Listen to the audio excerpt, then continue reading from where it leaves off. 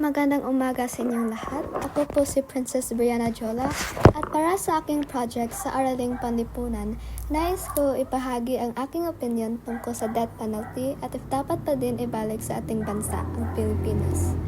Base sa aking opinion at personal na values bilang isang bata mag-aaral, naniwala ako na hindi dapat ibalik ang death penalty sa Pilipinas. Sa katunayan, naniwala rin ako na ang ganitong uri ng sistema ay hindi akma para sa mga developing countries in general. Kung babalikan natin ang mga taon na ipinatupad ang death penalty sa Pilipinas, wala namang talagang malinaw na ebidensya na ito ay epektibong nakakapigil sa krimen. Based na rin sa aking mga nabasa at pinag-aralan. Prove me if I'm wrong. At sa halip, mas marami pa din ang mga cons or disadvantages if totoo din ipinatupad ang death penalty. At may mas makataong alternatibo kung tunay na layunin ay bawasan ang karahasan sa lipunan.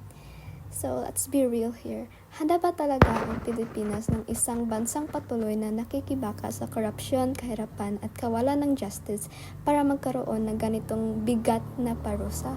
Are we truly advanced enough for that? Tingnan natin ang mga European countries, for example.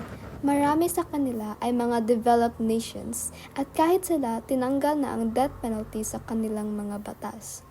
Ang Pilipinas bilang isang Kristiyanong bansa ay dapat mas ituon natin ang pansin sa pagpapalakas ng justice system at rehabilitasyon rather than revenge. Dito natin mapapatunayan na ang katurungan at pagkatao ay maaaring magsabay nang hindi kailangan umabot sa pagkitil ng buhay. Maraming salamat. Sophie_Royal 6 out.